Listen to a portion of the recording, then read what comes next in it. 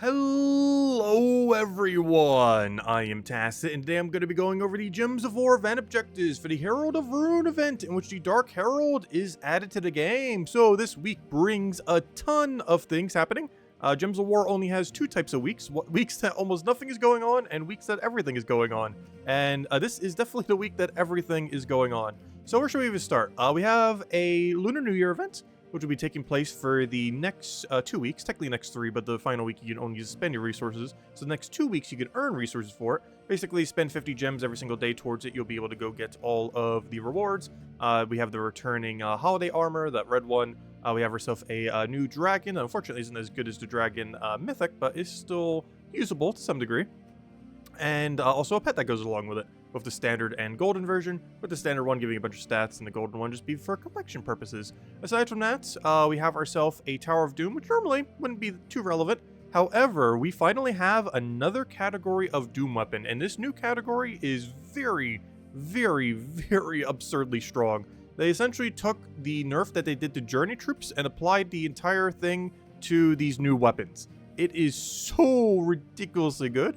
And they're basically an in-between between pre-nerf Journey Troops, except even better in some situations, and the books, all the books, the Doom books.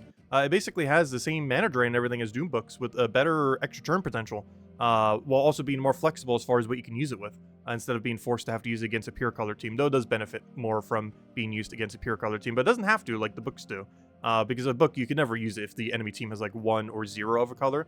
But you can with this new weapon, it just won't be as good, but it is still usable. So it'll be really interesting to see how that pans out. We're only getting the first one today, though of course over the next half a year, we will be getting all 6 of them. So it'll be interesting to see how that pans out once every single color, of course, has it. But for now, we have it for purple.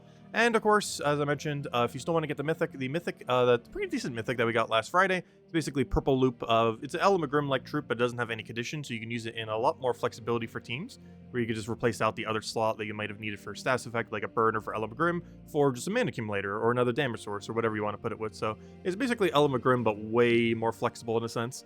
But yeah, this is still available until Friday reset, so basically the end of Thursday. So if you're still looking for it, you can get it still in the Glory Gem Guild and VIP chest. Covered a video as far as teams and everything on last weekend.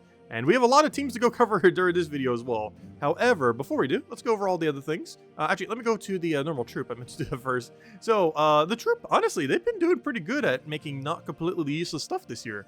A lot of things that you might not necessarily use that often, but things that are, actually usable, rather than just being dead content the second it gets added. But this actually is usable. It uses the new lightning gem mechanic from this current season, where we have those yellow and blue lightning gems. Yellow's doing vertically, blue's doing horizontally, destroy. But basically, he gains a barrier, so he's a tank troop for the kingdom, which is nice because this kingdom didn't really have too much as far as tank ability for the most part, unless you were planning on using like greed or a few other things, but it was mostly like a pure and offense kind of kingdom.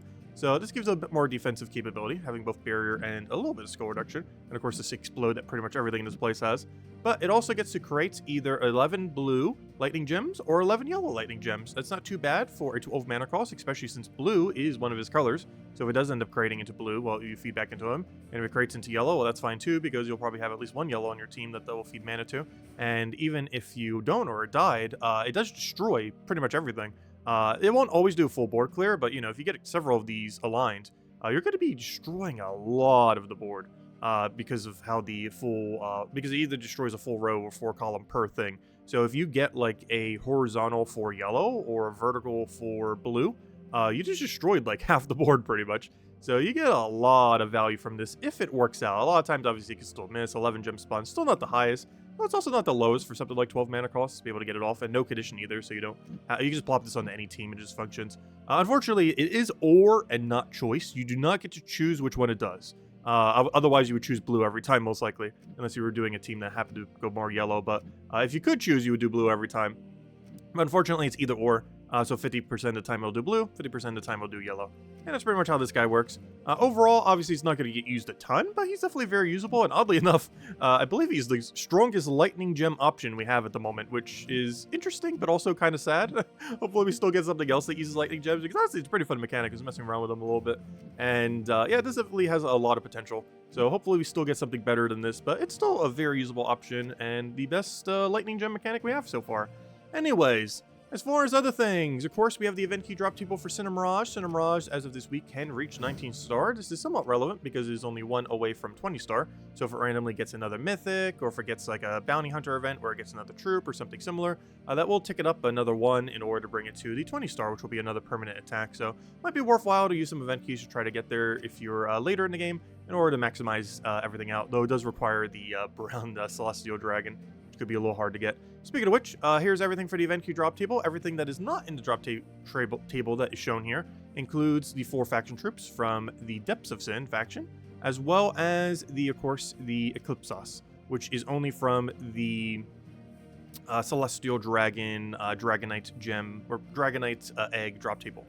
So, yeah, as far as things that actually are, the main thing that you'd probably be looking for is Wrath and Scourge of Honor. I guess maybe Lust, let's not use too much in the current state of the game, especially since you can't multi-defend with it anymore. But anyways, Scourge of Honor, by far the most relevant thing here. He's basically weaker Diamantina and weaker Stellarix. However, unlike Phoenicia, which is also weaker than him, he has a unique mechanic that makes him a little bit usable even after he's outclassed by other things. And that is 2 things. One is he does true damage, not physical damage. I believe in the current state of the game, he's still the highest true damage, ignoring Tesla, of any troop in the game. You have to ignore Tesla's existence, though. But ignoring Tesla being a mile above every other true damager in the current state of the game, him and Tina 9000 are like the top 2 right now as far as dishing out true damage specifically. So if you're ever looking to kind of do that kind of mechanic, he's basically the way to go. He gains a bunch of mana back for every cursed and disease enemy, and unlike a lot of troops where you might have to go and put something on your team that will now need a new curse and disease, you don't have to with him, because his final trait is to curse and disease a random enemy, both of the 2 mechanics you need, per extra turn that he does. So he has a lot of cursed disease, he has a bunch of mana accumulation that he gets back. Unfortunately, no extra turn potential, biggest thing holding him back. Biggest thing holding a lot of true damage back. Tesla doesn't have it, he doesn't have it, T9000 doesn't have it. It's the biggest kind of caveat that true damage has in the current state of the game that makes it not really used that often. Or maybe not that often, but you know, slightly less often than physical damage. It's just most true damages in the game, not all, but a good majority, particularly of the better options, do not have any extra turn follow-up, which is the biggest hindrance to them as a typing at the moment, as far as like a subclass of team building. But anyways, but it gains a bunch of his mana back based on Curse and Disease. This can do up to, actually how much is it? It can stack 4 per thing, so he can get up to 16 of his 22 mana back in a perfect scenario, meaning he will only be 6 mana off from getting right back to where he needs to be. That's pretty good in a lot of situations. Obviously, the whole team still needs to be alive, but given that you're true damage killing everything pretty much simultaneously, that tends to happen. So he's pretty useful, has his use cases here and there, and given the Cinemirage restrictions this week, will also find his way into many teams if you happen to get your hands on it. As far as Wrath is concerned, I don't feel like he's used that much in the current state of the game, but him and him plus Possessed King still pretty solid skull synergy kind of team. It explodes 2 gems when it takes skull damage, and while this does not stack with multiple copies of himself, it does stack with things like Possessed King that explodes 2 gems every single time you take any extra turn. So if you take a skull extra turn, you can get a lot of explodes very quickly, even just with one of them, and you kind of just keep spamming skulls with him. That's kind of his premise. He's really good with Doom Skull related ones, even though his ability itself creates normal skulls. He's really good with Doom Skulls and Uber Doom Skull creating mechanics, because he's already getting a bunch of explodes every single time he takes a skull. And normally one issue that Doom Skull teams, or more so even just skull spam teams, kind of have when there are a bunch of those kind of gems on the board, is they don't really have as good of a way to get rid of things that can explode, like those giant gems or Doom Skulls or something similar. But you can with him, because every single time you end up taking any skull, you end up exploding 2 gems, and ideally those 2 gems explode on things that also have explode. So you just kind of get a chain reaction of explode, you get all your mana back, rinse and repeat. Not used as much in the current state of the game, as there are much better first slots options as far as skull damage is concerned, as he doesn't really have that good of skull damage. He's simply for mana accumulation skulls, so not used too often, but still an interesting utility trip that has some purpose here and there. Less is okay. It's mostly used for its final trait, where when a ally dies, it charms a random enemy. Charm's a bit of a dated mechanic. It has almost never been good in the history of the game. It's been around since the start of it, but it's okay. Basically, this is damage based on the unit's attack to the one above and below. Biggest issue Charm always has is after there's only 2 left with a gap in between, it falls off completely because it can't do anything. And even if you move them next to each other, it's doing a lot less since it's only hitting 1 unit rather than 2. It's a very weird mechanic that has almost never gotten used, but Double Lust has been one of the strongest that has ever existed. as far as the charm mechanic is concerned. The biggest issue with this is there's currently nowheres where you can really use Double Lust, because you wouldn't want to use it offensively because it's too slow. You can no longer really use it in PvP defensively, because that's not really a thing anymore. And you can't use it in Guild War defensively. Well, for one, we haven't had one in like 2 months, and they're probably reworking it soon. But also, assuming the rework still keeps it so you have to use one of each, you can't double up on the Lust, otherwise you get penalized on points. So there is essentially no place in the entire game where you can run Double Lust anymore, but she used to be good for that back in the day, but nowadays she has pretty much no purpose, but still is technically the best charmer in the game, oddly enough. It's just that mechanic isn't the greatest. And on lower rarity end, Gluttony is actually a surprisingly good early game Devourer. If you currently do not have your hands on a good early game Devourer, if you just started pretty recently, this is pretty much the way to go. Gluttony, he explodes 4 gems of an enemy's mana color, and then has a 20% chance to devour. That's obviously pretty low, but he has mana backup.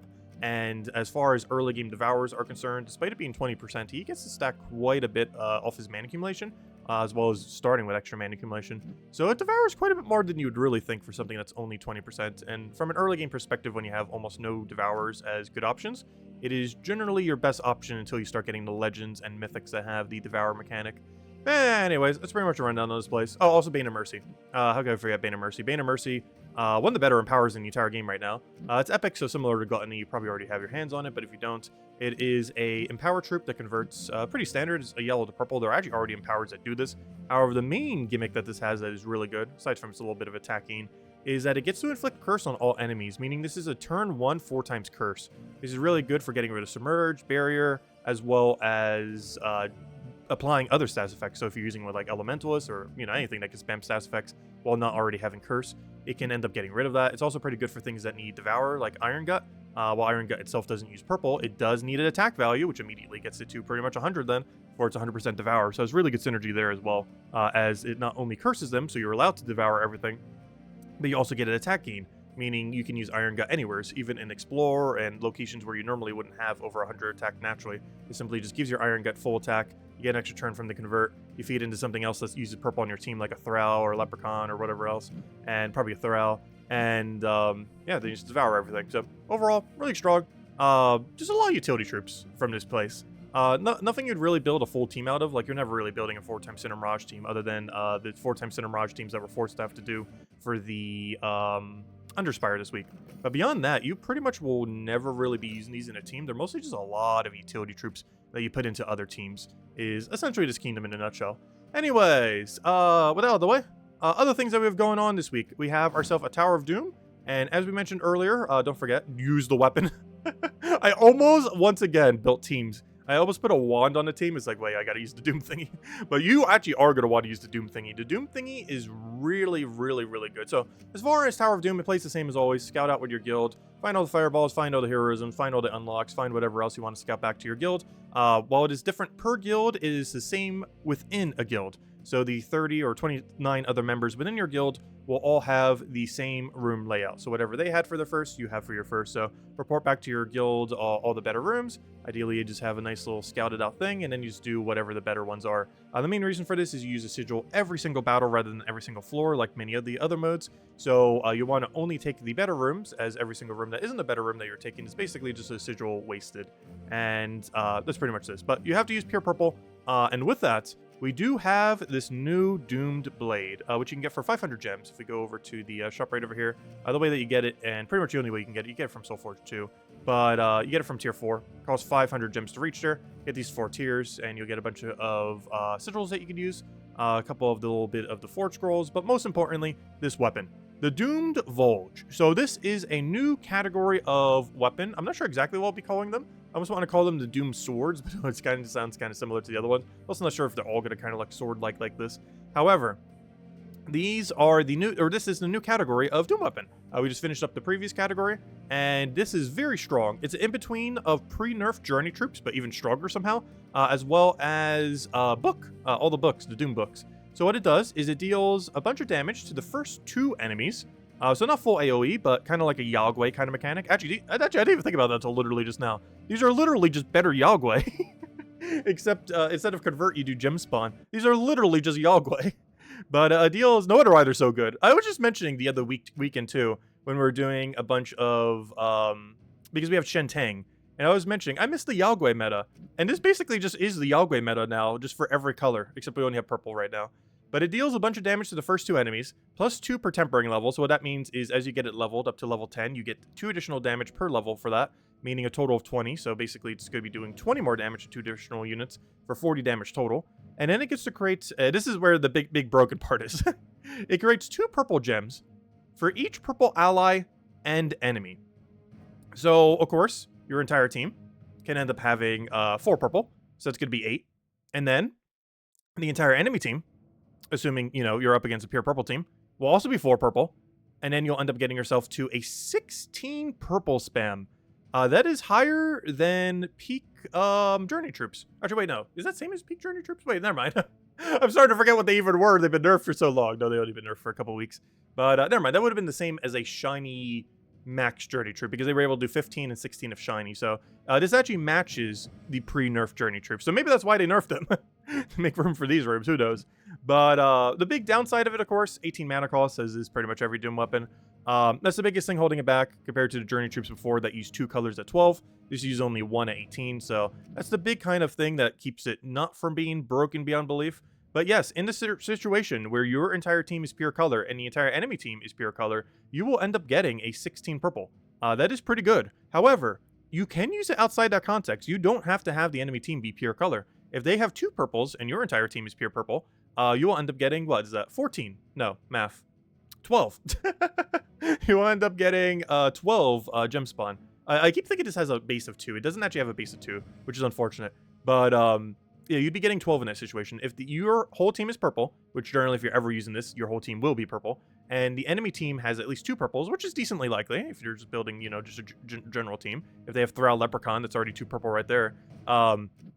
So you'll be able to get 12 then. 12, not the greatest, but also not the worst. 12 can definitely fill this all the way back up and get you right in, especially if you're using Archmage's hero class, of course, with that +3 purple.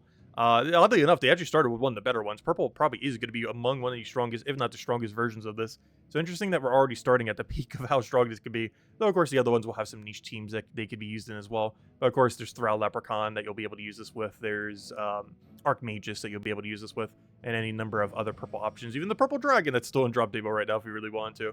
And on top of all that, if the enemy has a Doom, it also gains a random stats effect. This isn't really too relevant, but a little bit of extra value on it. However, that's not everything that this Doom weapon does. We actually have to go into our, I guess we'll just do it through the team thingy. If we go over to the weapon, the Doomed Volge, if we go over here, the main reason I said it's kind of like Book is the final perk that it gets. It drains 2 mana from purple enemies. This is the same mechanic that the books have, where they drain 2 mana from, you know, corresponding color enemies. So you will be able to get a mana drain every single time you cast onto the entire enemy team, assuming you're using against a pure color situation, which if you're using in PvP, you will be. So, of course, on a purple PvP day, you just run this. You have your mana drain to all enemies, so they just always get chipped down. You even have some curse for first enemy, so even if they have immune, they'll just hit right through. Obviously, you could also have other curse on your team, so you could hit through all of them if any of them have immune. And you'll be spamming mana for yourself at a pretty good rate. You'll be creating 16 purple gems per cast, so that's almost guaranteed an extra turn. Maybe not guaranteed, but you know, it's a really high chance you'll not only get an extra turn, but also get all of your mana back. You'll 2 mana drain every single time, so even if you eventually miss with your weapon, every single thing on the enemy team will be at 0 mana, so they'll still have to refill everything. You have the extra curse, and yeah, the other 3 are pretty much useless. But yeah, it has so much potential, and you're double tapping every time. You're basically hitting for Yagwe damage. It starts hitting higher than Yagwe when it first starts, but it hits lower than Yagwe as the battle goes on, just because it doesn't have a way to scale unless you're using something that scales. Like, I think Archmage just has Arcane, so it's gaining like 1 magic per cast. But Yagwe does scale its damage more, but this has a higher initial damage than what Yagwe has at the current state of the game. So interesting to see how this pans out. I'm really curious to see what this does for all the colors.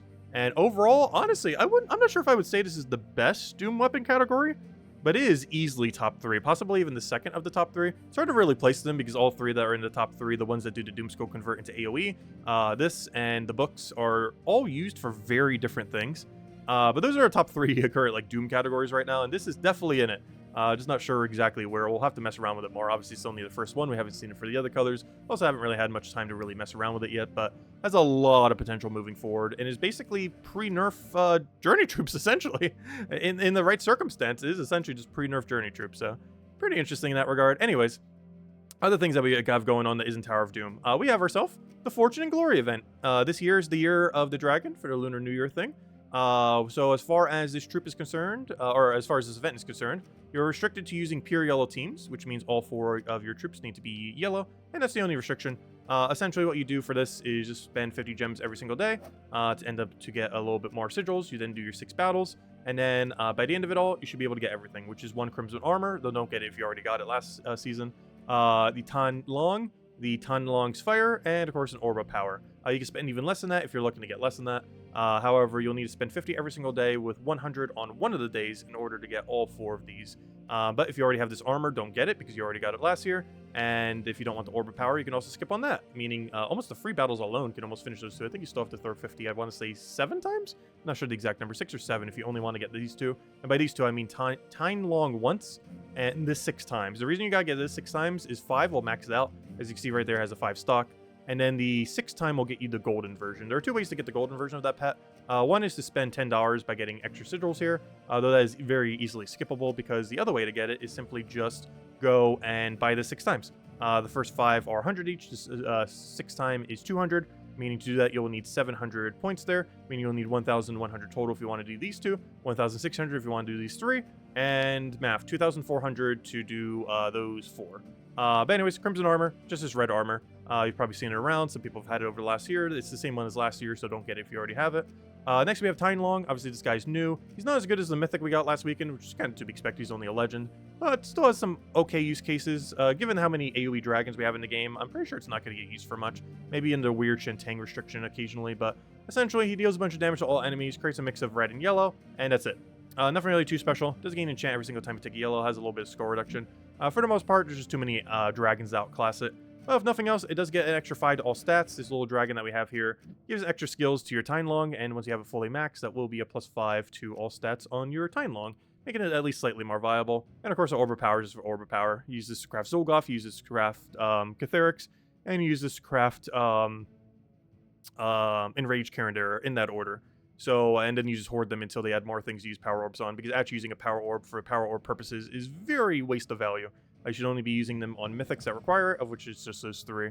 And it's pretty much this event. So make sure to get these rewards over the next 2 weeks. You'll be able to earn points over the next 2 weeks, and then the week after you can also spend your points, but you can only earn it the next 2 weeks. So even though it is a 3-week-long event, you basically have that timer, 13 days and however many hours, to go and get all of your points accumulated that you need to get all the rewards that you seek.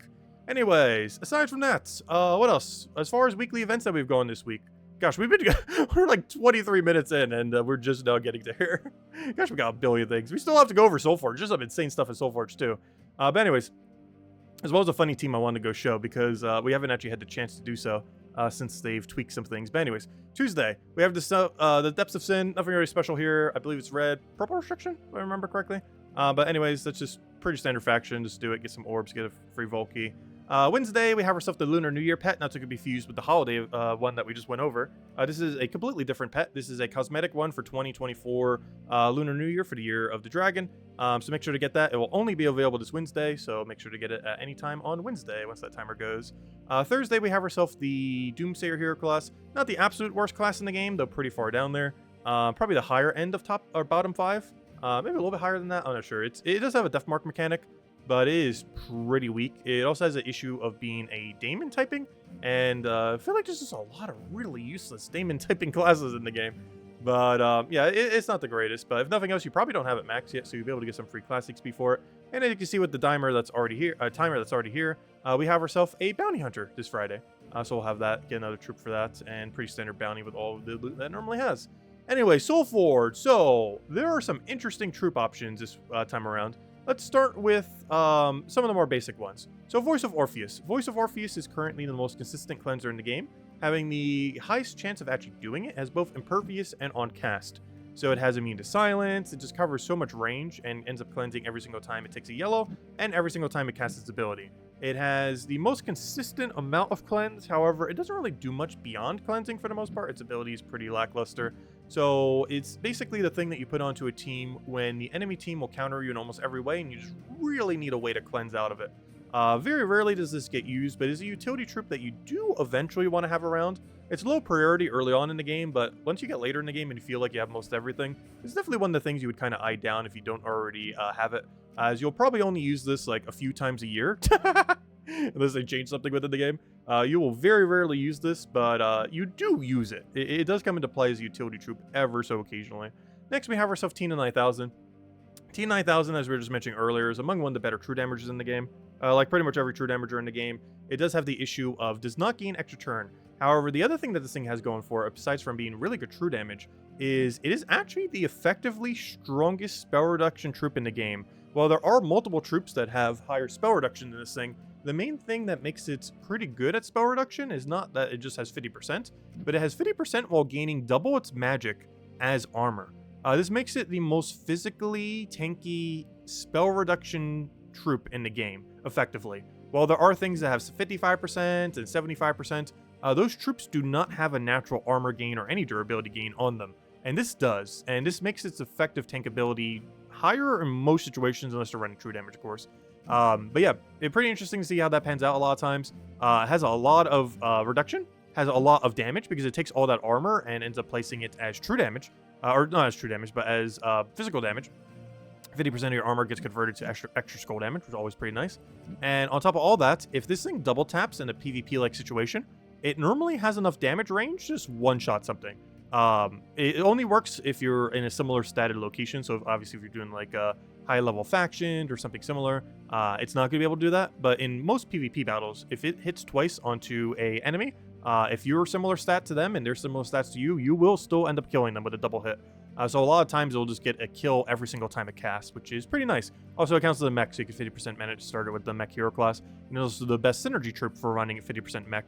And mech's pretty relevant too, because one thing that mech has is, of course, Bork. But also, aside from Bork, it has 50% mana start with Dispel. And if I'm not mistaken, it's still the only hero class in the game that has that combination. It's a really strong combination. Dispel to get rid of Submerge, and 50% mana start to, get all your mechs up. Unfortunately, this already kind of ignores Dispel, or ignores Submerge, but it could also help with getting rid of Barrier and stuff like that.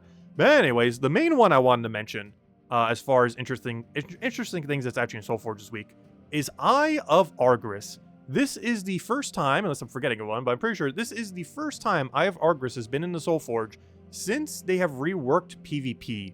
The reason this is relevant is the type of restrictions that exist in PvP. Two of them that we have been getting pretty often are Groshnok, and even more often than that, Orc. And in both of those two categories, also you can also use it for Daemon, though a little bit less relevant in Daemon, but could still be used for that category too. But it's mostly used for Groshnok and Orc. The reason this is relevant is Groshnok and Orc do not have that many good options. It has like double empower Skull, it has Mang, and that's about it that isn't Eye of Argris. So having Eye of Argris for that, really, really, really strong. His whole gimmick is he creates 2 Doom Skulls at the start of his turn, and this does stack with however many you have. If you have 3 on your team, you'll create 6 Doom Skulls every turn. If you have 2, that's 4. If you somehow have 4 on your team, that'll be 8 every single time. And this is definitely something that you might want to consider getting multiple of later down the line. Obviously, if you're looking to get multiple of something early on, or if you're looking for something really good early on, you should be getting double Ironhawk, triple Ironhawk. That's definitely your first priority. But later in the game, if you find you have most of the mythics and you kind of just want to get something else, or even if you have all the mythics and you're just looking to get more copies of something, Eye of Argris is really high on there for things that you should get more than 1 copy of. I currently have 3, and you know what we're going to do? We're going to show a team with 4. Yes, I'm aware I already have one. But we now have 4 Eye of Argris. I haven't actually been able to run that. I've just been running like an Empower with it, or Mang, or even Wand if it's like Orc restriction. But now we can actually run 4 Eye of Argris to see how it works. So we're going to use that team during this video, actually. Not right now, though. But we'll go do that in a little bit near the end of the video after we go over all teams. But yeah, highly advise getting 2 or 3 of him. Later in the game, obviously earlier on in the game, you can pretty much just ignore him. You don't really need him. He just helps with a couple categories for PvP and stuff. But he's pretty fun. 3, I know when he could already create 6 Doom Skulls. That was pretty fun to see every single turn. Because you still get to keep your turn after he does it. But creating 8, I'm really curious how that works. We already had the capability of creating 8. Obviously, if we use that other dragon that creates 2 normal skulls. However, a lot of categories where you can use this, you can't use that. But also, they were normal skulls, not Doom Skulls. So, be interesting to see how this pans out now. So, we'll go mess with that in a little bit. As far as weapons, pretty ignorable unless you're looking for utility stuff or just more stuff for Cinemirage. You might pick up one. I think I showed a couple teams with the explodey weapon, the Bane of the God, so if you want to pick up that. But otherwise, mostly just a ton of utility weapons here. Nothing really like must-haves. Just stuff that you'd kind of use on this current event week and potentially ever so occasionally in the future, but pretty ignorable weapons this week. Anyways, is that everything? I feel like I'm forgetting something. I am. You know what? A trial. So, of course, as far as trials are concerned, there are very few that we haven't had yet. There are only 3 that we are missing up to this point. Well, technically 4, but 3. The only 3 that we have not had yet are Magrim Woods, Sword's Edge, and Kazeel. As of today, we have the one for Cinemirage, of course. So we're getting really close to finally finishing out all the story pets from the other year when they end up adding all of them. So nearly there. Only 4 to go. Well, technically 3 to go because Cinemirage is now in the game. As far as the trial team is concerned, we have ourselves the War Machine, ends up dealing some damage to an enemy, boosted by skulls, and then you have enemies Divine, deal triple damage. Unfortunately, no Divine, so can't really use that. Gluttony, this is your entire team. You spam Gluttony until it devours everything until you win. This is your whole team, and win with that. We have this Bond.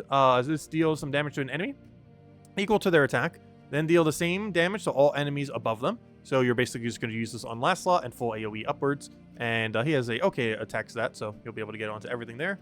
And aside from that, what's his other part? I forget. He also gets to summon an adjunct of Despond. So you can go and keep getting a tank into your first slot for when your first tank dies. And Bane of Mercy is here to do almost nothing. I guess it gives a little bit of attack to your first slot.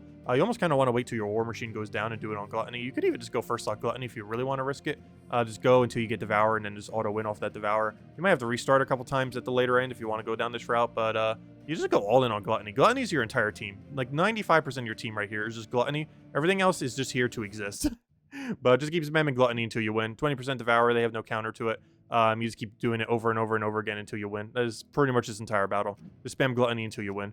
Same as if you needed like an early game Devour. But you'll actually have to use it for the entirety of these trials here. During the earlier fights, if you still haven't done them yet, you will have to use this guy as a little bit of AoE poke to kind of hit them down. The only problem with that is the earlier fights are also going to have lower attack, so you're also doing less damage at that point. But yeah, basically spam Gluttony until you win. The only problem with this is you are going to have to, on average, cast Gluttony 20 times in order to win, which is a lot of times I have to cast Gluttony, but it's pretty just a free win because he's never going to die. After your first Devour, he's basically invincible, so just keep doing that until you win. And that's pretty much the whole premise for trials this time around. And you'll be able to get the story pet from that, as well as all the other rewards if you haven't already claimed them from the trials.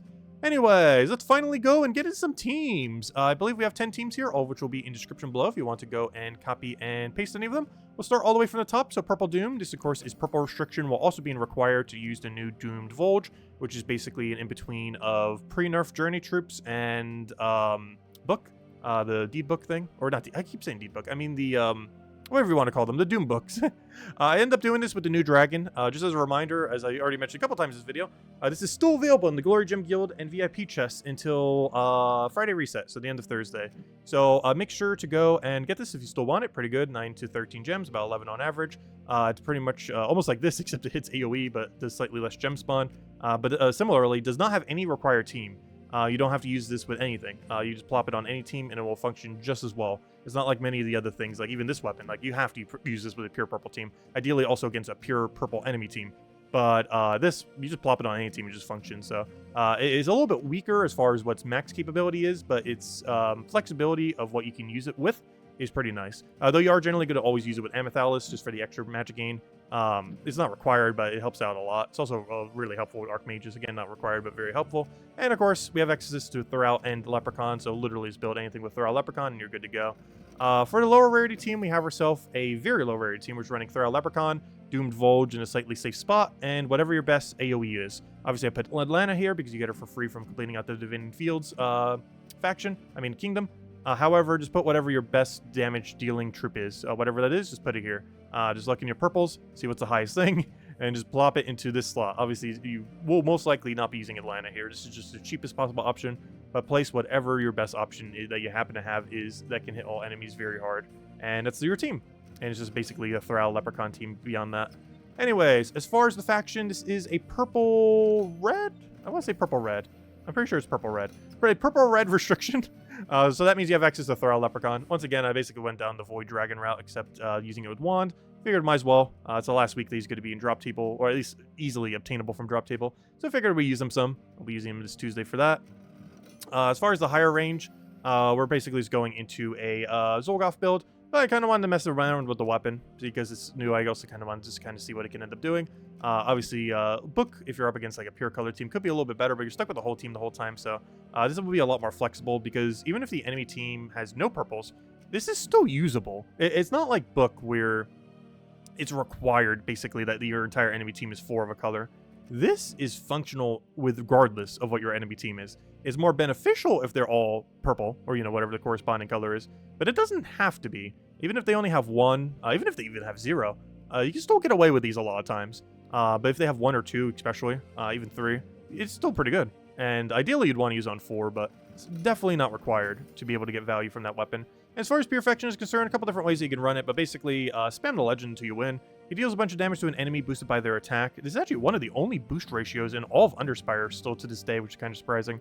And this is really good because obviously the enemy team has absurdly high stats at Purification 500. So this basically just uses those stats and kills them with it. Really, really strong and among one of the best, I'd say probably top 10 delve troops within the context of a Purification delve. So pretty strong. We also have the Inferno Machine. He's mostly here for 2 things. One is you can get some chip skull damage, but the bigger thing is he summons an Iron Jaw. He essentially just keeps resummoning you a tank. So your team by the end of the everything will be Iron Jaw in first slot, Tartarus, the Inferno Machine, and another Tartarus will be your build. You could do that in a couple different orders depending on how you want to do it, but that's the basic premise. Spam Tartarus till you win, Inferno Machine's backup summon, and just do that until you win Purification. Next we have ourselves the Underspire. Underspire this week is restricted to Cinemirage weapons and troops. This means we can finally use the Dark Herald. We mentioned him all the way at the beginning of this video. He's the new glory troop that we have access to as of this week, and he's basically the new kind of lightning gem mechanic kind of thing, having that gimmick. He's not bad. In this context, he'll actually be a pretty okay mana accumulator. And keep in mind, even though you might not be feeding into as many blues or yellows, you are getting a ton of mana from the destroys that you get from whenever you do all the lightnings. So even though you're not feeding directly into something like Scourge of Honor, you're still getting a ton of mana for your Scourge of Honor. And then you spam Scourge of Honor until you win. And obviously if you don't have 2, just replace it out for another mana accumulator, or even another damage source if you so choose. Next we have ourselves the lower range. Lower range is actually a nice diverse team for once. We have ourselves the Dark Herald, the new troop that just came out. You can get him for glory. He's just going to be your tank. Also does a bunch of mana accumulation. We have the book once again. This is backup resummon. It's also in Soulforge this week, so if you don't have it, just pick it up. We have ourselves the Bargus. It has Bargus is actually really good. There's a mythic they made based on him that's actually weaker than him, oddly enough. They've done that for a couple weird troops. They did with most notably probably Black Beast, where they made a mythic based on it, but the mythic is actually worse than Black Beast. And this is similar. The mythic based on this, I forget its name. It's like Firemane or something. But the mythic that they made based on this is also weaker than this. But it deals damage to an enemy and the enemy below them. The main thing that's really strong about this is it burns and Fairy Fires. The Fairy Fire being the good part there. There are not too many good ways to place Fairy Fire to this day. Like, Queen of Tanya, honestly, is still among one of the better options to do so. She was like the first option. They really need to add some more better Fairy Fire options to the game. Because it's sad that this thing is actually considered among one of the better Fairy Fire options in the entire game right now. But yeah, he is. He's not even meant to be a Fairy Fire option. But just because he does both burn and Fairy Fire, he is. He has that little bit of explode. He gains a little bit extra magic there. But he's mostly for the Fairy Fire. It gives you a bunch of extra spell damage. And aside from that, Gluttony, as we've seen for the trial this week, as well as I mentioned, just early game. It's just a really good early game Devourer before you get better options. And it's also just the best Devourer, if I'm not mistaken, just in Cinemirage. So you just kind of keep spamming it. You'll eventually get some Devourers down. You kill out the enemy team. It'll become very bulky, and then you just win. And that's pretty much his whole premise there. But you won't be using him as much of a damage source. You'll mostly be using the Bargus as your damage source. But this can still get your kills here and there. Anyways, as far as the Doomsayer class is concerned, you're restricted specifically to Daemons from Cinemirage. With that being said, you basically just spam Bargus until you win. And just use whatever AoE weapon as you normally do. His explodes will give a bunch of mana to it. You'll just click your Black Manacle for the first ones, get them killed, or any weapon that you want here. Obviously, it doesn't have to be our Black Manacle. We're just doing that with Archmage just so we get all of our purple mana. And just keep spamming it. Pretty standard class event as pretty much always. Next, we have the Holiday Yellow event. This is for the Lunar New Year event that's going on for next 2 weeks. With the dragon and everything else that we showed earlier. So basically, restricted to pure yellow teams. Your best mana accumulator that you're going to have is Ihi Cattle. He converts all blues to yellow, conjures a yellow storm, and has yellow storm at start of battle, and as of course, as we mentioned, is an empower troop. So he's going to be your best option. You're pretty much going to use him regardless of what your team is. In this case, we're running a Guards Avatar, Surquen, Hadley build, but you can also run a very similar premise using Harpy Mage and or Ihi Cattle in order to feed Stellarix or any other thing that you have, Diamantina, any other big damage source. And for a lower rarity range, we went with a pure Strix team. We're running Storm Hero class for the Yellow Storm. running with a finesse, though you can just run 3 finesse or 2 finesse if you really want to, just using it with the cattle. It just depends. I just want to do a little bit of variety rather than just spamming finesse. Queen Zachi does some AoE damage while also doing 5 explode. Also has backup resummon, so you keep getting a Harpy Mage into your first slot whenever your finesse dies. They'll be less likely to with its 50% reduction and gaining all stats every extra turn you take. You have Dancing Daggers here. This is a cheap AoE weapon. You use Dawnbringer if you have, it's a little better. However, just a cheap AoE weapon. You get it for 250 wins on the Drifting Sands hero class from the Dervish. And you're using this hero class because it's Perpetual Yellowstorm, so you'll be able to get a bunch of yellows for your entire team. And you already have a lot of Yellowstorm out in Hikato as well, but it just makes basically a backup if he's not enough. And he conjures all blue to yellow, and can do that immediately, and has a ton of Yellowstorm, so even if you want to go a different hero class, you technically could. But we're going all in on the Yellowstorm just to make sure it never drops. And it's pretty much this team. And if you really want to, you can just go triple finesse and the cattle, both work. And now, the team I want to go show, which I have not ever used, I just now, during this video, got ourselves our 4th Eye of Argus. So I have never used this team. I have Argus, I have Argus, I have Argus, I have Argus. Let me go put it on paste. Do we actually have a PvP thingy for it? I want to show it in its actual context. I actually forgot to check. What's our PvP this week? Well, so I didn't even check. Do we have anything new in the shop? No. I think we already have these two, right? Didn't you do a patch to fix that already or something? Why does it keep repeating? Anyways, do we have an orc or something down here? I didn't actually check. No, I don't think we have an orc or something down here. No, we can still do it in some other weird restriction. Let's say hypothetically, we don't have a brown team. Maybe we don't have good brown options. Though if you somehow 4 of these, I'm not sure how. But let's just say we wanted to on brown go 4 Eye of Argus, because why not? Let's see what this does. I've never ran this team. We've run teams semi-adjacent to this, but we've never been able to get away with a 4 Eye of Argus build, because when he first came out, I only got 3 of them. I didn't think there would ever be a time we'd actually need 4, but here we are. Yeah, of course, the whole premise here is we create 8 Doom Skulls at the start of every single turn, and those 8 Doom Skulls do not end our turn. As you can see, we just got a bunch of skulls, and our turn has not ended. So we just do that, get a poke, do that, boom. One thing that this would be really funny with, which I guess I'll go show after this too, is how does this work on Explore 12 autoplay? Because I feel like this would be one of the better autoplay options you could have. Because how can the AI possibly mess this up? But yeah, let me go check something. So let's go to, like, I don't know, how about Golvania or something? Let's go to Golvania, go to Explore, go to here, go to Eye of Argus team. Eye of Argus, where are you? And let's see how this does. I'm going to put it on autoplay, and let's see how the thing does. The only problem with that is they're going to take absolutely forever because it runs on, like, 1x speed. So I have to watch the game in super ultra slow motion. But let's just see. I'm just going to click it at the start of fight. Autoplay mode, yes. All right, let's see how it goes. Okay, it didn't go for the extra turn, blue. It did get an extra turn skull from Sky, though, so its luck stat is just as good as the AI, I see. I must have inherited the luck stat from them.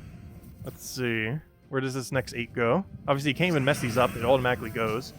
The only thing it can mess up, I guess, is this part, but it's going to prioritize skulls most of the time, as it did. It didn't even take the extra turn blue when it had it the other time. It just went straight for the skull, which is actually a good thing with a team like this, oddly enough. Not a bad thing.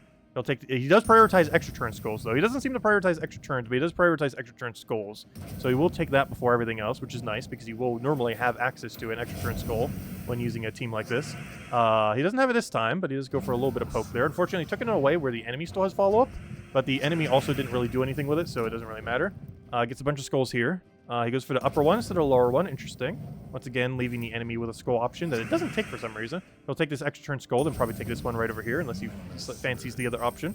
He already had extra turn, so we didn't even need that extra turn. Does he ever use his ability? I've noticed he has not cast his ability a single time, I don't believe. But yeah, he's still going. The first Eye of Argus is nearly dead, but even once it does, you're still getting 6 Doom Skulls per fight, like right here. Every single turn, you're still creating 6. And yeah, he just takes a poke. He'll go for like 1 more, and that will be the win. He won't even probably need to take anything. The 6 that spawn will probably kill it instantly. Nope, it doesn't. But he will have to go swipe. He'll just simply go for it, and then boom, dead. I don't know. Is that the quickest way? I don't know. You'd have to time it for a long period. I'm pretty sure running something like a Stellarix quick kill build is probably still quicker. But sometimes it might spam your mana accumulator rather than go for the Stellarix. So, I don't know. I haven't really messed with the autoplay function much. It's not something I normally use, but it's definitely worth considering. I'm not sure if that's quick or slow for autoplay. It's definitely not slow. It's either average or above average, but it is definitely a team you could use for autoplay. You don't even need 4 to do that either. Obviously, 4 is beneficial. But yeah, that's the new Eye of Argus. Well, not a new Eye of Argus, but the first time he's been in Soul Forge since he's been really viable for PvP. So it might be more worthwhile to pick up multiple compared to in the past if you have a lot of spare resources. Obviously, it's not a super high priority. Mostly people just really late in the game who just need something to craft. could end up getting quite a bit of value from it, as there does seem to be a few use cases for it within the game. But anyways, this video has gone on for long enough. I'll be ending here. Thank you so much for watching. If you've stayed all this time, definitely feel free to leave a comment saying that you have, because this is probably the longest I've ever done. I try to keep them a little bit shorter, but if you guys enjoy these longer ones, I don't know, if there's enough to talk about on a given week, we will go. Generally, we just go to say everything that needs to be said. So if that's 20 minutes, it's 20 minutes. If it's an hour, it's an hour. Right now, we're at like 4444. But anyways, guys, feel free to leave a like on the video. Helps a lot and is greatly appreciated. Thank you so much for watching. And yeah, we'll be messing with all this tonight, as we normally do every single night, 8 p.m. Eastern Standard Time. And we'll be streaming Trial, all that good stuff. Doom, mess with the new weapon, as we normally do. Anyways, guys, have a wonderful week, and I'll catch you guys later. Bye, everyone. Thanks for watching.